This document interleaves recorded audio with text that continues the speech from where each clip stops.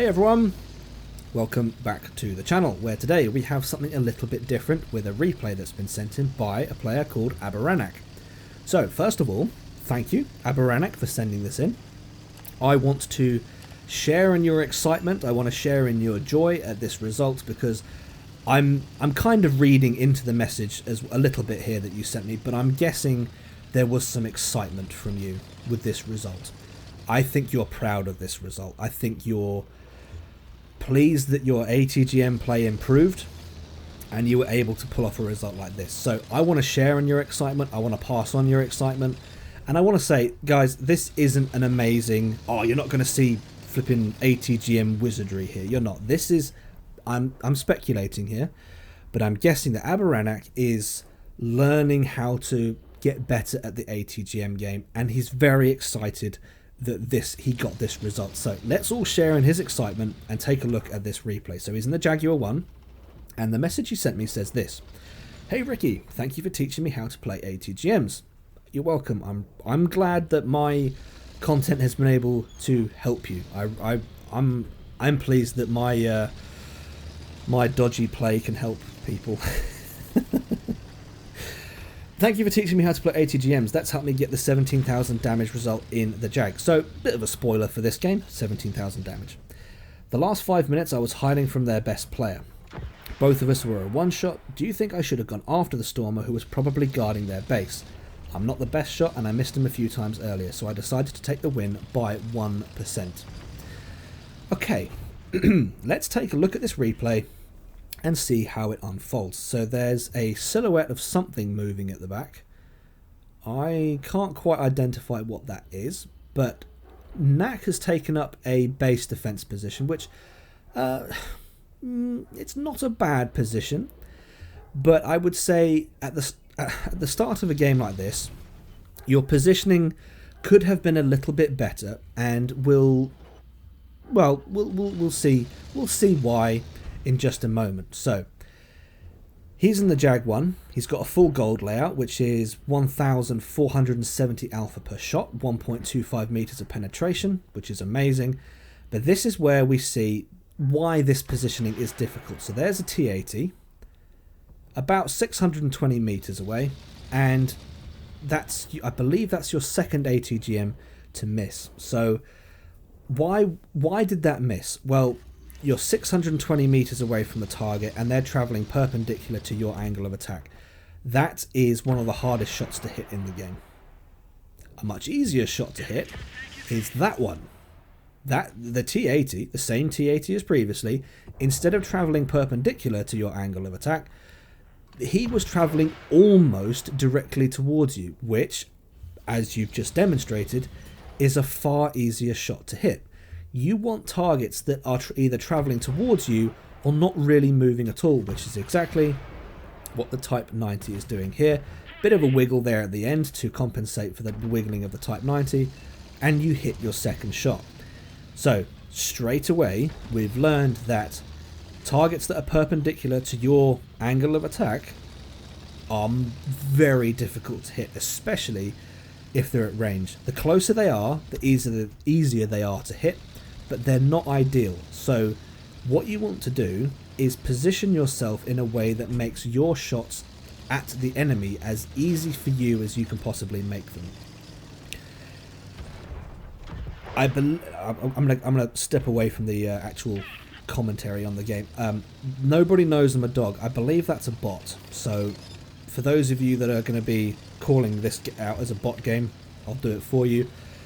Yes, technically this is a bot game, but I've watched it enough to realise that I think there was only one bot per team, and really it made no difference to the end result. So put your bot pants away and enjoy the gameplay. Now we're shooting at a K1. He's in a defensive position. He's in a hold down position. This is a difficult shot to hit, but you take it anyway, and yeah, okay, you know, it is what it is. There goes the Stormer. You can't, it is, this, right here, this is what it is. You can't really do anything about it. The K1 has pulled out from cover. You've taken a shot. You're not spotted, and again, demonstrating those are the shots you want to be taking. Enemy is basically traveling straight towards you at a slight angle. Those are the shots you want because they're easier to hit, and with the slight angle it means that you can kind of curve the ATGM into the side and you can get a maximum damage, similar to the peace cells there. An ideal shot, and your positioning right now is very good. This is exactly where you want to be. The enemy team is distracted. I would have I would have switched to the KWS there. I would have switched target to the KWS because he was side on. But if your priority was to take a gun out of the game, then I understand exactly why you took the shot that you did. Side shot of the KWS set him on fire. Very, very nice. Now, a little comment. If we were to rewind, we'll look at hitting the Stormer there. Nice shot. That's the Stormer in question in the message. If we were to take a look at the shot earlier on the Leclerc, the peace cells, your cover got in the way. Cover got in the way slightly, and you missed the shot. And that's a callback to positioning yourself in a way that's best for you and the way you take shots. Now, if you look at the mini-map at this point, you'll see there's a heavy tank in front of him. He did get spotted as he drove past. I'm assuming Knack was so focused on the Stormer, he didn't see the Leopard, which is going to be arse end onto him right now. He's focusing on the Stormer, and so the two shots that we've just seen, the two ATGMs, those are the shots he's referencing. I missed him a little earlier in the game. That's what he's referencing. That Leopard is just blown straight past him and is completely oblivious to the fact that he now has a high alpha, high pen ATGM only tank destroyer shooting him straight in the rear and the side. It's nice when the enemy team plays like that. I'm not sure what the Leopard was thinking, but again, nice little side shot through the front road wheel. Right. We're gonna rewind here a little bit. Or overlay here. He takes another shot at the Stormer, but if we were to go back and look at that, you can see the flash of the ATGM coming towards him, and it takes a little while to spot these things. But if you see the unique flash, there's an ammo rack on the Leopard. If you see the unique flash of an ATGM, and it doesn't fly left or right, up or down, it's coming towards you. If the flash is just a bright light on the screen, not really changing direction, it's on its way to you. And if you see that, just move immediately, move towards cover. I think you could have avoided that shot because you were very close to cover. I think you could have avoided that shot. But again, like I said earlier, hindsight's 2020, shoulda, woulda, coulda. But a little tip for just keeping an eye out for what you see. If you see a flash, move. This is where the game gets odd. He's backed up far enough to get the arm distance for the ATGM. He's left the Jaguar 1 on 85 hit points. He now has a Belka off to his right, and for whatever reason, the Belka doesn't shoot him. It just drives up the rock to there. I'm not sure what that guy was doing. He couldn't have one-shot him, but he could have helped his teammate a lot. The Jag puts the shot in, does 300 or something damage. There go the final couple of hit points on the Jag. So now it's Knack versus the 490. He's running away from the 490. Again, I don't know what the 490 is doing, but RNG is on his side here because that ATGM goes straight through the front plate of of the 490. To quote Wargaming, angles. Anyway, yes, he's now gone over 17,000 damage. This is very, very good. He's got a 490 and a Stormer left. There goes the final shot on the 490. He doesn't have a med kit, so he can't repair, or he can't repair. He can't heal his driver. But this right here is another point where what you see. How do I put this? Spotting things around you that can help you take control of the game. So, Stormer is spotted on the minimap. He can't see him.